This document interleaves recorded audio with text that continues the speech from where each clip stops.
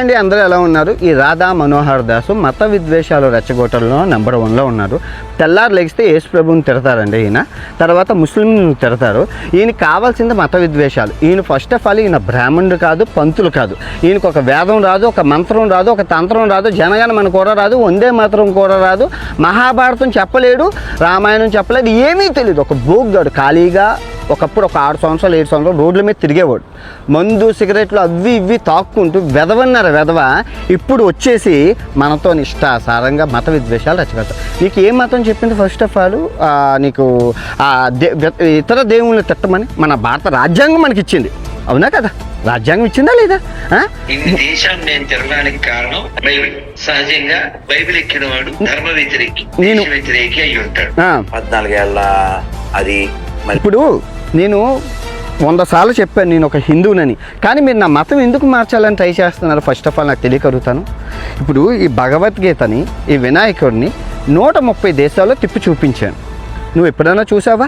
నేను మహాభారతం చెప్పాను, ఉపవాసం ఉండి 60 రోజులు చెప్పాను. నాకు ఎంతో ఇష్టం. పొద్దున్న లేస్తే సూర్య నమస్కారం చేసుకొని భగవద్గీత కంఠోపాతంగా నాకు వచ్చు. ఇంకా రామాయణం రేపు చెప్తున్నాను, మొత్తం ఏది గరుడ పురాణం, భాగవతం అన్నీ నాకు నేను సంస్కృతంలో చదువుకున్నాను, నాకు ఇష్టం. అయితే ఈ ప్రపంచ యాత్రలు తిరిగే క్రమంలో నాకు ఆస్ట్రేలియాలో ఈ బ్యాగ్ ఇచ్చారు. ఇది 30,000 రూపాయల బ్యాగు, 3 సంవత్సరాలు అయింది. ఆ బ్యాగ్లో ఓపెన్ చేస్తే బైబిల్ ఉంది, పరిశుద్ధ గ్రంథం. ఏ దేవుడైతేనే ఉంచుకున్నాను. ఇందులో తప్పే ఉంది అంటే నీ సిద్ధాంతం ప్రకారం తీసుకెళ్ళి ఈ బైబిల్ని పారేయాలి, అంతేనా? నువ్వు చెప్పేది అంతేనా? ఈ బైబిల్ని క్యారీ చేయకూడదు. భగవద్గీతను పట్టుకున్నాను, వినాయకుని పట్టుకొని తిరగాలి తప్ప ఈ బైబిల్ని తిరగకూడదు. ఇది మత విద్వేషం అంటారయ్యా. మీ వల్లేనయ్యా ఈ జనరేషన్ నాశనం అయిపోయి కొట్టుకు సస్తున్నారు. దేశం అభివృద్ధి వద్దు. ఇప్పుడు నేను మలేషియాలో ఉంటే ఒక పెద్ద ఆయన పిలిచి ఖురాన్ ఇచ్చారు. చదువు అమ్మ, ఇంగ్లీష్లో ఉంటుంది, నీకు అర్థం, నీలాంటి వాడికి చాలా ఉపయోగం. అన్ని మతాల్లో బొక్కలు ఉంటాయి, కానీ నువ్వు చదువుకొని అల్లా ఏం చెప్పాడో ఒకసారి విను, ప్రజలకు చెప్పు అన్న. తప్పే ఉంది? ఇప్పుడు ఇది నేను పట్టుకుంటే నీకే తప్పేం వచ్చింది?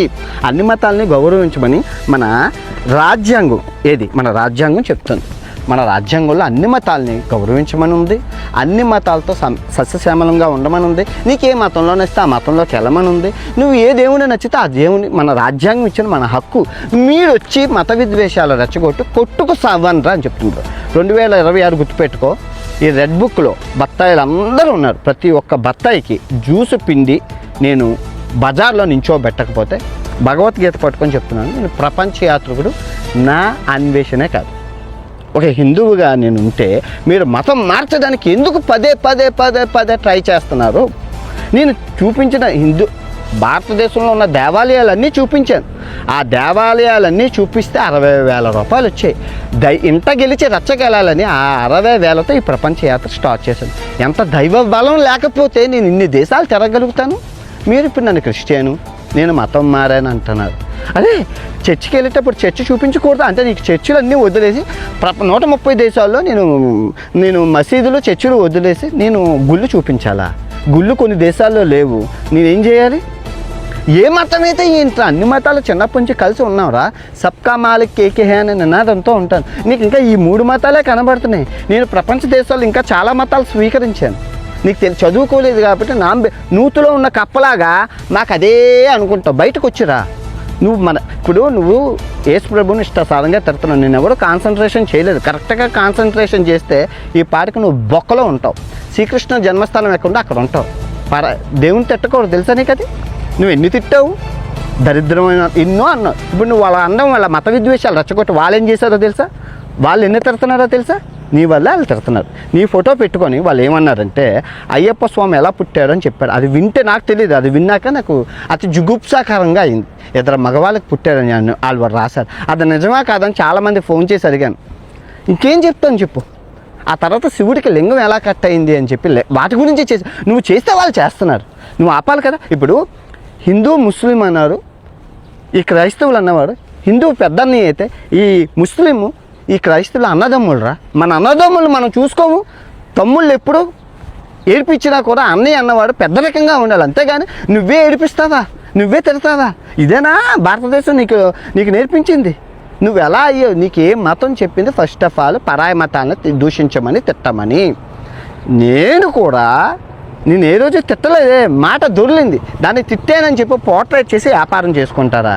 ఇప్పుడు చూడు, మీరు కరెక్ట్గా 4 రోజుల క్రితం ఈ బత్తాయిలందరూ నా మీద బురద జల్లారు. ఇప్పుడు ఏమైంది? కర్మ ఎవరిని వదలలేదు. భగవద్గీత ఇప్పుడు బత్తాయిలో కొట్టుకుంటున్నారు. చూసావా యూజీసీ బిల్ ఏమైందో? హిందువులో కొట్టు. ఇప్పుడు ఈ బత్తాయిలందరూ 2 ముక్కలు అయిపోయి కొట్టుకు సస్తున్నారు బత్తాయి నా కొడుకులు. సిగ్గు లజ్జ ఉండాలి. ప్రపంచ దేశాల ముందుకెళ్తుంటే 130 దేశాలు తిరిగిన వాడి దగ్గర నా దగ్గర నుంచి నేను ఎంతో నేర్చుకోవాల్సింది, ఎంతో చెప్పాల్సింది, జనరేషన్కి ఎంతో ఉపయోగం ఉంది. ఉత్తర ధ్రువాలు, దక్షిణ ధ్రువాలు, అంటార్టికాలు, ఆర్కిటికాలు, 7 ఖండాలు, 7 ప్రపంచ వింతలు, 5 పురాణ వింతలు, 5 సప్త సముద్రాలు, 7 మహాసముద్రాలు, భూమండలాలు, వింతలు, విడ్డూరాలు, సైంటిస్టులు, గెలీలియోలు ఎన్ని చూపించాను. అవన్నీ పక్కన పెట్టేసి వీడు ఒక మత విద్వేషి, మతం కాదని మీరు పోర్ట్రేట్ చేస్తారా? ఈ జనరేషన్ని సావగొడుతున్నారు. మళ్ళీ చెప్తున్నాను, ఈ 2026 నేను ఊపిరి ఉన్నంత వరకు మాట ఇస్తున్నాను, భగవద్గీత పట్టుకొని చెప్తాను, మీ బత్తాయిలందరినీ బట్టలిప్పు సమాజంలో నించోబెట్టకపోతే నేను హిందూ మతంలో పుట్టాను అన్నది నేను ప్రూవ్ చేస్తాను. మీ వల్ల దేశం సర్వనాశనం అయిపోతుంది. మాకు వద్దు ఈ 8 మంది బాబాలు వద్దు. దయచేసి చెప్తున్నాను, హైదరాబాద్లో 5,000 మంది బాబాలు ఉన్నారు. మీ వల్ల మాకేం ఉపయోగం చెప్పండి? మీ హైదరాబాద్లో ఉన్న ఈ 5,000 బాబాల వల్ల మాకేం ఉపయోగం? మీరు డబ్బులు మోసం చేసి అమాయక ప్రజలను ఆడుకుంటున్నారు. మాకు ఒక సైంటిస్ట్ కావాలి, మాకు ఒక ఐఏఎస్ కావాలి, మాకు ఒక ఐపీఎస్ కావాలి. మీరు వద్దు, మీ దరిద్రగొట్టు బాబాలు మాకొద్దు. మీ వల్ల మతం బాగుపడడం పక్కన పెడితే పేదవాడు ఇంకా పేదవాడు, దేశం ఇంకా పేదదవుతుంది. మాకు మీరు వద్దు. ఈ బాబాలు దరిద్రం, దేశానికి పట్టిన దరిద్రమే ఈ